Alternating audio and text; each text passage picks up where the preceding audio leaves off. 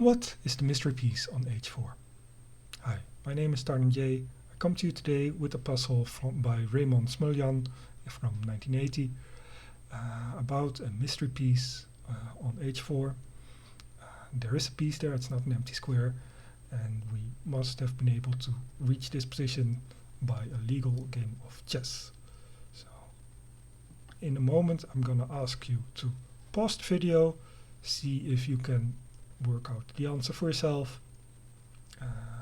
If not, I'm not going to give a spoiler. I'm just going to go through it step by step. So if you get stuck somewhere, please continue to watch the video and we'll work it out together. All right, please pause now. Did you get it? Great job if you got it. If not, don't worry. It's a hard puzzle. We'll work it out together. So this is a puzzle. We have to work it out through the process of elimination. 12 possible answers are underneath me. The 6 pieces in both colors.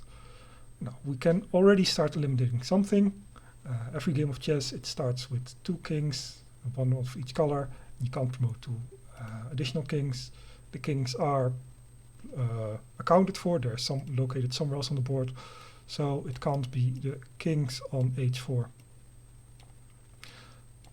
Alright, next up, black is in check, which means it must be black's move.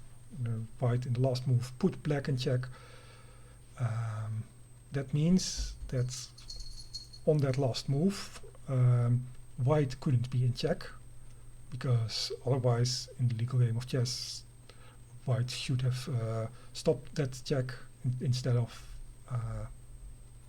not stopping it, I suppose. If the piece on h4 was a black queen or rook, then white would have been in check, and that would not have been a possibility. So it can't be either of those pieces. Right, we've already eliminated 1/3 of the possible answers. Getting somewhere, but now it's gonna get tricky. So next thing to think about is, so we know it's black to move. What was white's last move? How did we get in this position? And if you haven't considered that before, like, please pause now, look and think about what the last possible move could have been. I'm not gonna suggest pausing anymore. From now on, like, pause whenever you want. Anyway, so let's get to the answer of that one. Black is in check by this rook. This rook can't have moved to this square in the last move. So the only option for white to have only just given a check is if something was on this square, the c7 square, which moved. Now it must have been a white piece. There's only one option for something to have moved from that square, and that is if there was a pawn here and it promoted to this rook. Now that gives rise to, so then this must have been the position before the last move. So the question, a new question arises, is which piece, which black piece did white take on d8? Now, so that could be rook, queen, bishop, knight. If it was a black queen on d8, and by the way, for the moment, like don't get distracted by the fact that these are eliminated here. We are now, this was eliminated for h4. We're now talking about d8. If there was a black queen on d8, white would have been in check. which, I mean, that was legal because the next white also had to move, and then by taking that queen on d8 with the pawn would have stopped the check. However, where did that black queen come from? Can't have come from some other place where it didn't give check to the white king, and there also can't have been a piece on any of these squares which then moved a black piece, because there's no black piece on the board anywhere where that piece could have moved to. So for that reason, on d8 it cannot be a black queen, and for the same reason it also cannot be a black rook, which leaves us with the two possibilities. It was either a bishop or a knight. We're not gonna find out which one it is, but it doesn't matter. Now, suppose the piece on d8 was a knight. There's already two other knights on the board, so clearly one of the knights must have promoted. That's not an issue. There are 7 black pawns on the board, so one of the pawns could have been used for a promotion. If the piece on d8 was a black bishop, that bishop also got there through promotion, because the dark squared bishop starts on f8. These two pawns on e7 and g7 are still at their starting position, so the bishop on f8, it never moved. Therefore, if there was another dark squared bishop now on d8, it must have got that through promotion. So regardless of whether it's a knight or a bishop on d8, it got there through promotion. Now, there are, as I mentioned, 7 black pawns on the board, and that means that with that promotion that must have taken place to get that piece on d8, now all the black pawns are accounted for. That means that the piece on h4 cannot be a black pawn. They're all accounted for. By the way, at the moment, in this position, which is one move before the position, the one move before the final position, we now also have 8 white pawns. So all the white pawns are also all accounted for. It cannot have been a pawn on h4. Now,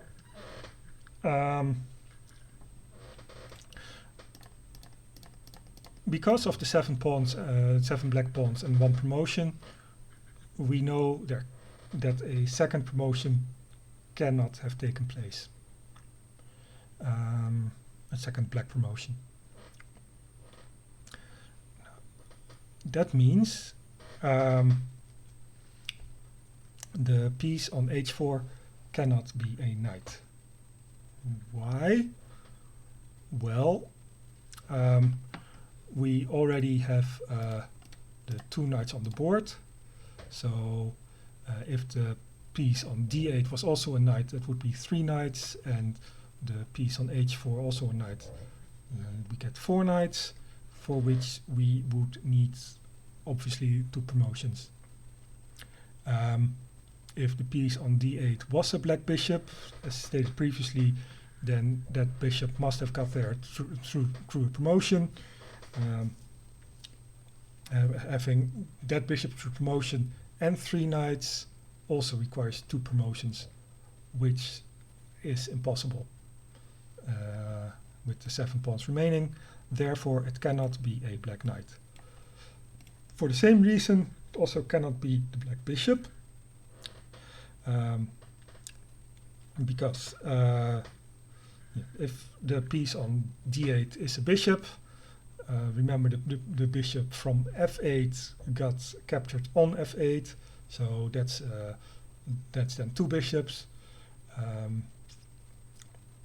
If the piece on h4 is a bishop, it's three bishops, three dark squared bishops.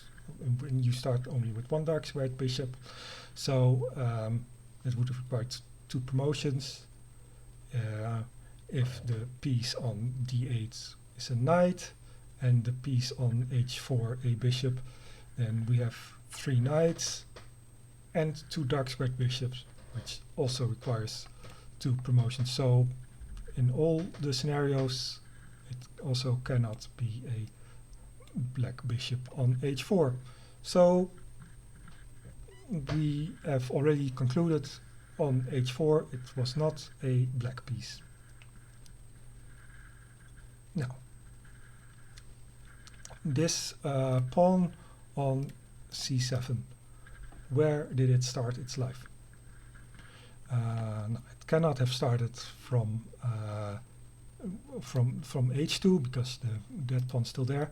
Also cannot have been any of the pawns from a to e, because then another pawn would have had to take their place on the queen side of the board, and the f pawn, this is as low as it can get on the queen side, and all the white pawns are underneath this arrow. Therefore, the a to e pawns are their original pawns. Like there could have, something like this. It doesn't necessarily mean that they are on the file where they started from, but combined, the a to e pawns originated from the a to e files. As I also said, it can't be the h file pawn because that is still at start position.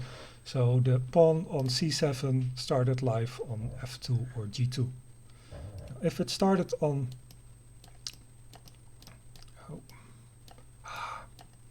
loads of arrows. So this is one possible path for it to have taken to get to c7 if it was the f pawn. If it was the g pawn, then